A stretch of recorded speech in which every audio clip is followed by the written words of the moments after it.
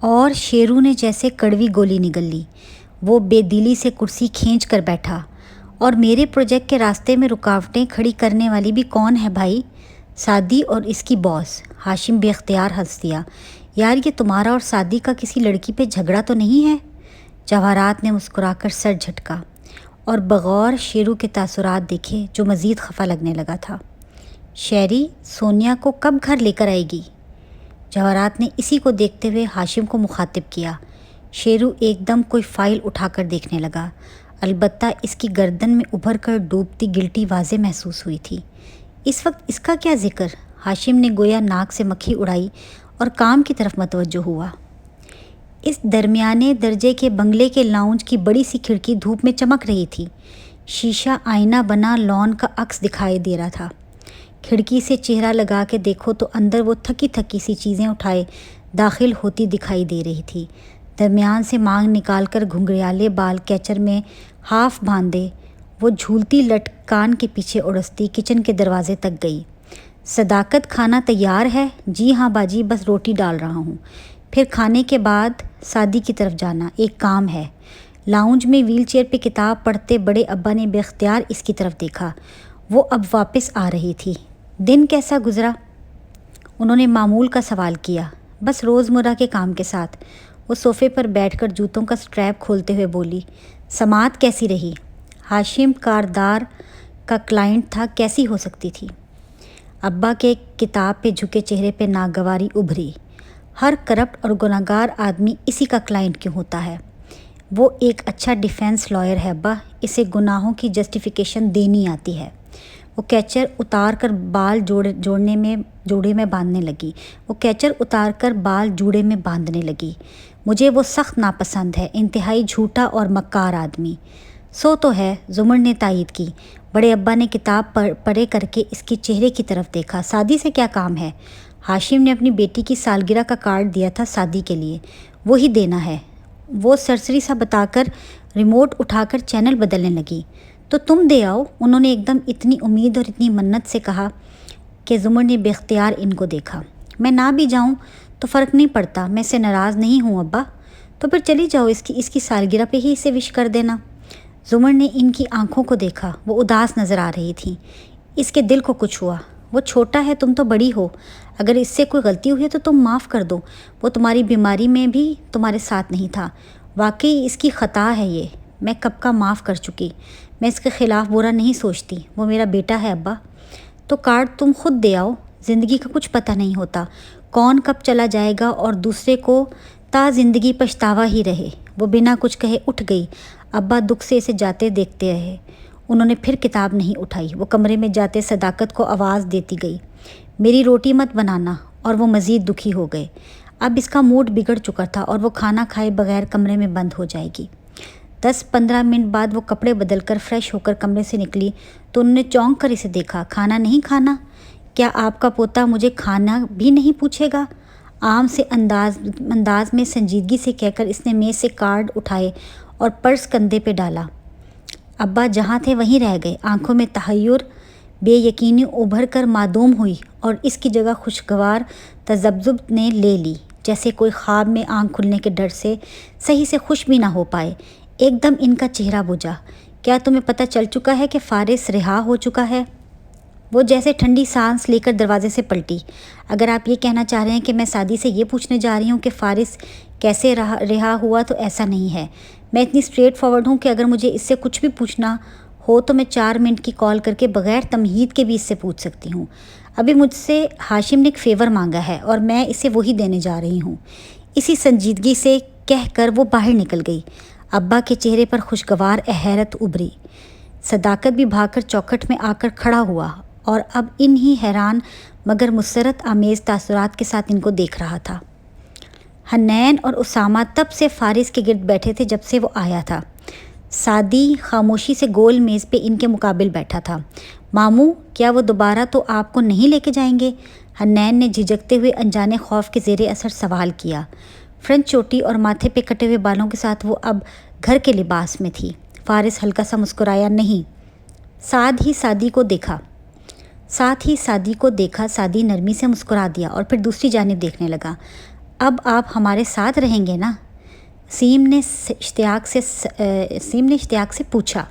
میرے لیے اچھا ہوگا اگر میں اپنا گھر کھولوں۔ کیوں جاتے ہو ادھر؟ یہیں رہو نا، ندرت نے ناراضگی سے کہتے میز پہ مٹر قیمہ کا ڈونگا رکھا۔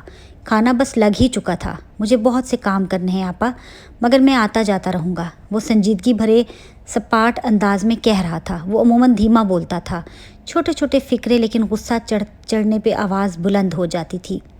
ندرت نے تازہ چپاتی لا کر رکھی ہی تھی کہ فارس ہاتھ دھونے کے لیے اٹھ کھڑا ہوا۔ ویسے بھی وہ لباس تبدیل کر چکا تھا، جینز کے اوپر بٹنوں والی شرٹ، بال اسی طرح پونی میں مقید۔ سعدی نے پیچھے سے آواز لگائی، ماموں آپ کو ہیئر کٹ کی اشد ضرورت ہے۔ نہیں ماموں، اس ہیئر سٹائل میں زیادہ اچھے لگ رہے ہیں۔ حنین نے فوراً مخالفت کی، ساتھ ہی وہ پلیٹ سے کھیرے لینے لگی۔ اسامہ نے اس کے ہاتھ کو پرے کیا۔ اس نے غصے سے اسامہ کو دیکھا۔ کیا ہے؟ ابھی کھانا شروع نہیں ہوا، تم کیوں کھا رہی ہو؟ تمہارے حصے کا تو نہیں کھا رہی؟ زیادہ ٹوکا مت کرو ورنہ میں تمہاری دم باندھ دوں گی۔ میری کوئی دم نہیں ہے، وہ غصے سے کہتا اٹھا۔ بس، سعدی ایک دم سنجیدگی سے کہا، بس ایک لفظ اور نہیں، اور وہ دونوں خاموش ہو گئے۔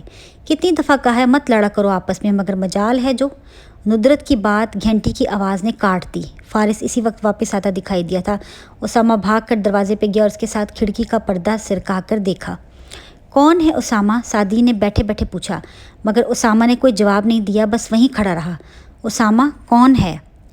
ندرت نے سوال دہرایا۔ فارس بھی اسی طرف دیکھنے لگا۔ اسامہ آہستہ سے ان کی طرف پلٹا۔ پھول لائی ہیں؟ کون؟ پھپھو؟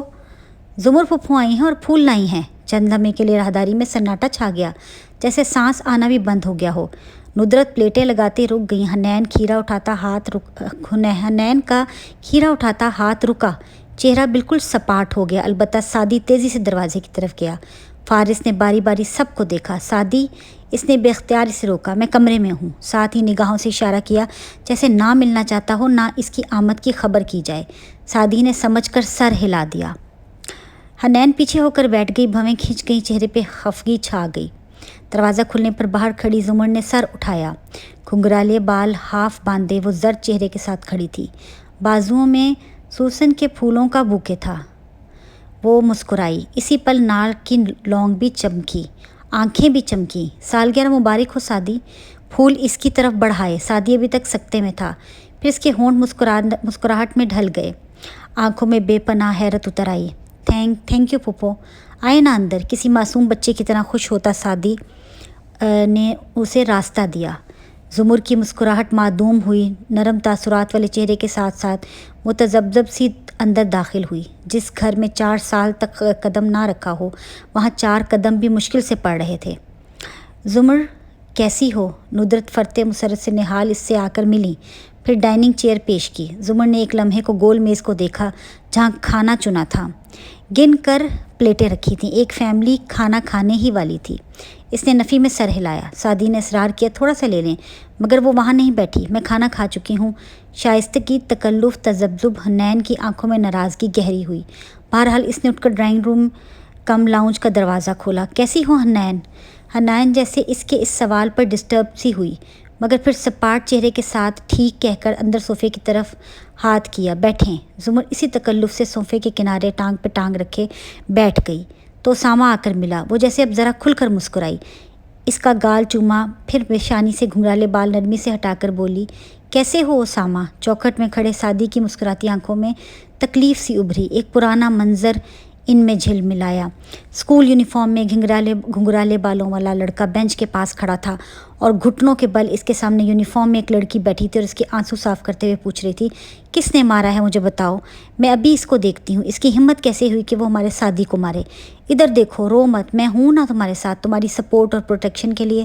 وہ فکر مندی اور غصے سے کہہ رہی تھی۔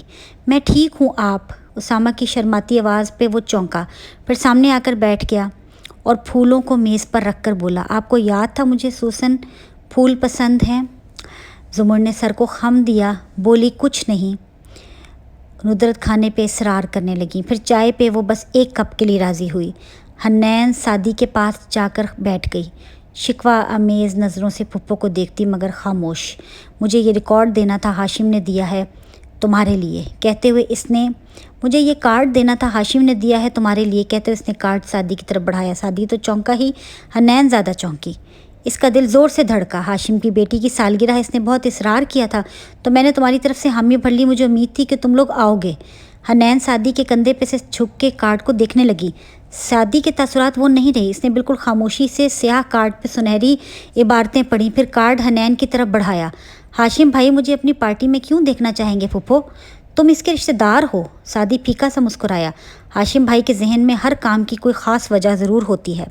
بہرحال آپ ان سے معذرت کر لیجئے گا، ہم نہیں آ سکیں گے۔ کارڈ پڑھتی حنین نے بے اختیار سعدی کو دیکھا، اس کا چہرہ ایک دم بجھا۔ گھر کی بات ہے سعدی، پہلے بھی تو جاتے رہے ہو ان کے گھر، تو گھر میں ہے فنکشن؟ سعدی نے چوکنا سا ہو کر بات کاٹی اور تیزی سے کارڈ لے کر جیسے تصدیق کی۔ آنکھوں میں کچھ چمکا اور پھر وہ سنبھل گیا۔ اوکے ہم آئیں گے، وہ نارمل انداز میں مسکرایا۔ حنین ساری ناراضگی بھول کر دوبارہ کارڈ دیکھنے لگی۔ اسامہ بھی آ کر اس کے ساتھ بیٹھ گیا۔ بلیک اور گولڈ تھیم ہے، مطلب ہم صرف سیاہ یا سنہری لباس پہن سکتے ہیں، وہ اسامہ کو بتانے لگی۔ پھر ایک دم اس نے سعدی کے ہاتھ کو دیکھا جس میں اس نے کی چین پکڑی ہوئی تھی۔ زمر بھی وہی دیکھنے لگی اور سعدی نے بھی گردن جھکا کر اسے ہی دیکھا۔ 2-3 چابیوں کے ساتھ رنگ میں ایک 3 انچ کا سیاہ مصنوعی ڈائمنڈ سا پرویا ہوا تھا۔ 2-3 چابیوں کے ساتھ رنگ میں ایک 3 انچ کا سیاہ مصنوعی ڈائمنڈ سا پرویا ہوا تھا۔ 2 انچ موٹا تھا اور اوپر سے گول، نیچے سے تکون تھا۔ کسی ہیرے کی طرح وہ روشنی منعکس کر رہا تھا۔ اس پہ سنہری حروف میں لکھا تھا aunts ever after. Aunts ever after, ہمیشہ کے لیے چونٹیاں۔ زمرد کے لبوں پہ اداس مسکراہٹ ابھری۔ تم ابھی تک چونٹیوں پہ یقین رکھتے ہو؟ میں انہی چیزوں کے لیے جیتا ہوں جن پہ یقین رکھتا ہوں، اسی اداس مسکراہٹ کے ساتھ کہتے سعدی نے سیاہ ہیرے کو دیکھا۔ چائے آئی اور ساتھ کباب، کیک اور 2 ایک چیزیں۔ پھر ندرت کے اصرار کے باوجود زمر نے صرف پیالی اٹھائی اور گھونٹ گھونٹ پینے لگی۔ یہ کاردارز کیا کرتے ہیں؟ ان کا بزنس کس چیز کا ہے؟ کارڈ میں محو حنین نے پوچھا۔ اس کی نظریں نیچے لگے ہاشم کے نام اور ہاتھ درج موبائل پہ جمی تھیں۔ ایک دم سے بجلی چلی گئی اور ہر روشنی کے بجھ جانے کی آواز خاموش سنائی دینے لگی۔ پھر UPS پہ بتی جلی اور پنکھا گڑ گڑ کرتا گھومنے لگا۔ سعدی ہلکا سا مسکرایا اور سر جھٹکا۔ وہ ایک آئل کار ٹیلر کے سربراہ ہیں۔ کارٹیل کیا ہوتا ہے؟ حنین نے بے اختیار پوچھا، پھر جیسے اپنی کم علمی پہ پھپھو کے سامنے شرمندہ ہوئی۔ ایسے سمجھو جیسے مارکیٹ میں برگر کی 3 دکانیں ہوں، زمر نے نرمی سے کہنا شروع کیا، اور وہ دکانیں 50 کا برگر بیچیں اور ایک 40 کا، تو زیادہ کس کے بکیں گے؟ 40 والے کے۔ حنین کے لبوں سے پھسلا۔ وہ ناراضگی سب بھول چکی تھی۔ بالکل، مگر کم قیمت کے باعث 40 والا بھی منافع زیادہ نہیں کما سکے گا اور باقی دونوں ہی نقصان میں رہیں گے۔ سو یہ تینوں یوں کریں گے کہ مل کر ایک گروپ یعنی ایک کارٹل بنا لیں گے اور یہ طے کریں گے کہ تینوں دکانیں ایک ہی قیمت پہ برگر بیچیں۔ یوں تینوں